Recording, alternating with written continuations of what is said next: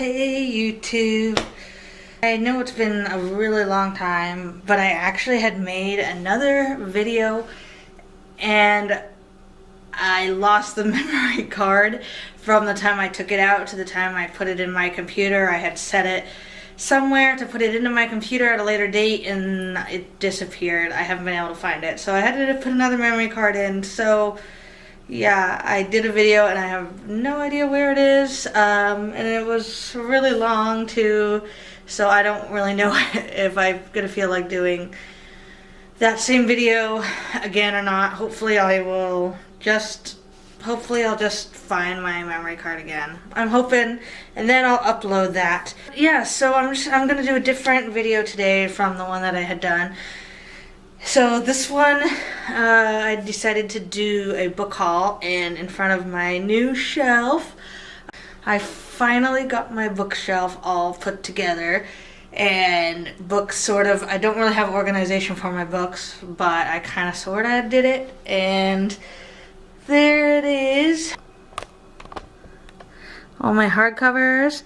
Some of my favorite books in the middle, some Harry Potter stuff, and then just random books on the bottom. I also have a couple more bookshelves that I'm gonna show you guys later. Right now, I just wanted to do a book haul for you guys. I went a little crazy, but I haven't been book shopping in a few months. I didn't even go in January, and that was my birthday. So this is sort of like my birthday present to myself. So without further ado, let's get started. So, in no particular order, the first one is Sharp Objects by Gillian Flynn, and I have heard so much about this author, and she's supposed to be suspenseful, scary sort of mystery books, and suspenseful books are some of my favorites. A lot of them are my favorites, so one of my favorite genres, because I just love not being able to predict what's going to happen. And this is about two little girls who are killed, and there's a reporter who goes back to her hometown to investigate, and she finds that there's a link between these girls and her sister who was killed. And there's also a 13-year-old girl who has sort of a weird grip on the town, and there's something kind of crazy, weird going on with her, and nobody really knows. I don't know much more than that, but I've heard amazing things about this author, so that's why I picked it up. Second one, I'm sure most of you have heard of, so I'm not going to really go into it. I didn't even really know what it was about. I haven't seen the movie yet because I wanted to read the book, and I've heard, again, amazing things. It is The Perks of Being a Wallflower. This book is a lot smaller than I actually thought it was, but it surprisingly is 213 pages. It looks like it's only 100 and something, but it's still smaller than I thought, so this should be a really simple read. So this is just about a boy in high school, and he writes letters to nobody in particular, and just about his life, and it says the world of first dates and mixtapes, family dramas and new friends, sex, drugs, and the Rocky Horror Picture Show. So I'm not really sure, but it was made into a movie, so can't be that bad. Third one is one that I've heard a lot about. I don't know if I've seen it on BookTube or if I've just seen it in bestsellers list, or maybe it was Goodreads top list. I'm not really sure. Because I don't think I've seen too many booktubers talking about it, and that is Where'd You Go, Bernadette. Sounds like kind of like a funny story. It's just about a woman from Seattle, and she goes a little bit crazy. I guess she sort of has a mental breakdown because there's a lot of stuff going on in her life, and because she doesn't really like people, she's sort of scared of people, and so she has a mental breakdown. It's just about her daughter and her husband who go to look for her. It's about the family's journey to try and find her. I've just heard a lot about it, and it sounded good. So another one, back on the whole topic of suspenseful novels, Gillian Flynn's Gone Girl. This one I have heard, I've heard this book of the three of hers that are out, I've heard this one hyped up the most. And I was lucky to find both of hers at Goodwill. This one was only $3. The other one of hers was only $2. So couldn't beat that. It's a hardcover. It's about somebody who's going missing and they're being blamed. The husband is being blamed for her death. Next book is, I found this, and it is A Sweet Far Thing by Libba Bray. And I actually have A Great and Terrible Beauty right here. So I haven't read this one yet. But I saw this, it was only $3 and it's huge. So I thought, why not? This is a Gemma Doyle trilogy. This is the first book. This is the third book. The second book is Rebel Angels, which I don't have, but I have so many other books I want to read. I'm not planning on reading this one for a while. So I'm hoping I'll be able to find the second book and I can just read straight through. Find the second book before I want to get onto these. And just because this one was so cheap, good condition, has deckled edges, which I really, really love. And it was big, I thought $3 was a steal. And the worst thing is, if I don't like the series, I mean, I wasted $3 on this. I think this one was $1. So not really much to lose if I get the whole trilogy, so why not?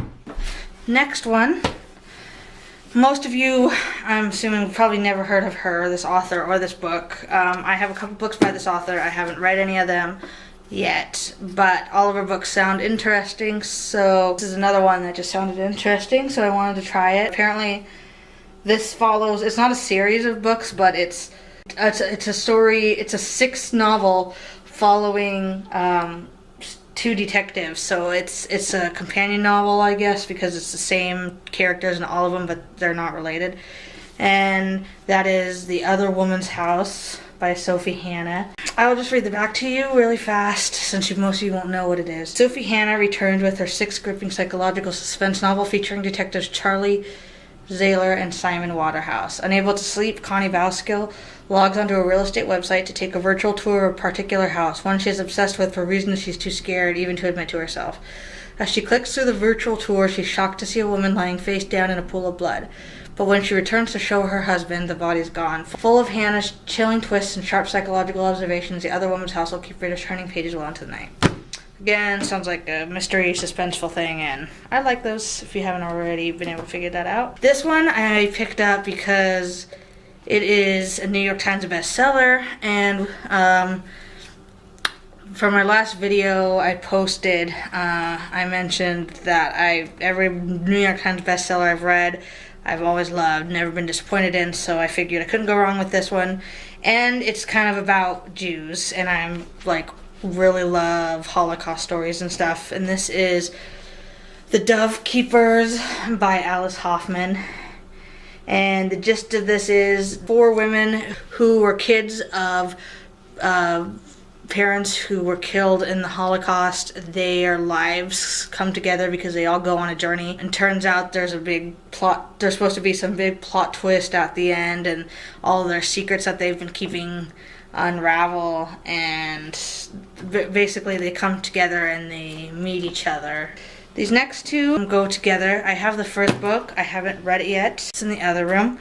These books were cheap and good condition, so I thought, why not just get the series? I'm not really losing anything if I didn't like them. And that is The Girl Who Played with Fire and The Girl Who Kicked the Hornet's Nest by Stieg Larsson. And the first one is The Girl with the Dragon Tattoo. And these are supposed to be national bestsellers, really good. They were made into movies. The first one at least was made into a movie, and again, I haven't seen it, but I've heard that this is a pretty good series, and I usually only ever read standalone, so I want to try and get into series, and this is actually an adult series that isn't fantasy and not YA, so I will want to try and get into these. So that is going to be a book. The first book is going to be one I'm starting soon, and then hopefully I can go on to these. The Girl Who Played with Fire is the second one, and The Girl Who Kicked the Hornet's Nest is the third one. This next one, I really like the cover of this, and I've heard of this author. I actually have. Extremely Loud and Incredibly Close. So I decided to get Everything is Illuminated by the same author. The author goes on a journey to find the woman who may or may not have saved his grandmother from the Nazis. So it just sounds like he goes on a journey to find a woman, and that kind of sounds like Extremely Loud and Incredibly Close, which again I haven't read, but that movie I have seen. And I really liked it. Hanks was amazing in that. The little boy was amazing actor. So it kind of sounds like the same thing, but a little bit different premise. I mean, he still goes on a journey like in the first one. Because I want to get more into classics. I've heard a lot about this one, and I kind of looked through some of it. It doesn't have Jane Austen or Harper Lee or any type of old writing like that. Even though this is a classic, it's the writing seemed to be more modern and easy to understand. So I thought I'd try that, and that is A Bell Jar. And apparently this is about a woman named Esther who goes kind of crazy. She's beautiful, brilliant, and talented and successful, but she has a deep psychological problem, and she has to go into an insane asylum, and she just goes a little crazy for reasons I don't yet know. And I've heard about it. It's a classic. Again, I want to get more into those. The last book I was so excited to find, because I've heard so many people talking about it, like especially lately on BookTube. It's been blowing up, and it's a YA that I've heard a lot about. It sounds really cute. Sounds like something I would like. And again, I'm trying to get more into YA, and many of you have probably heard of this. It's by the authors of Nick and Nora's Infinite Playlist. I haven't read that book, but I have seen that movie. Good movie. That is Dash and Lily's Book of Dares. Most of you probably know what this is about, but for those of you who don't, quick synopsis.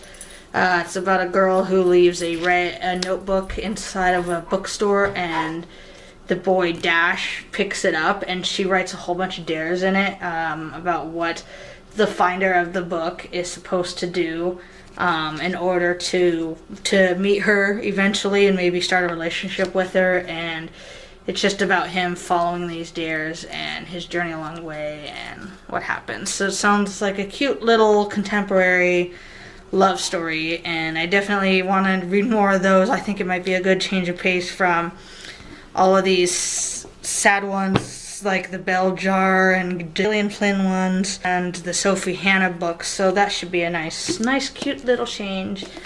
That's it. So, alright, thanks for watching. So I will probably do a bookshelf tour later for you guys.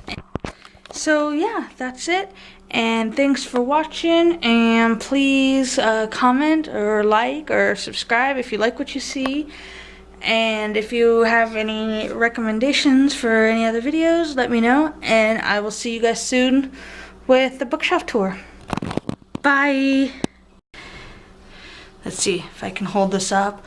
Whoa, that's a lot of books. Ooh, okay.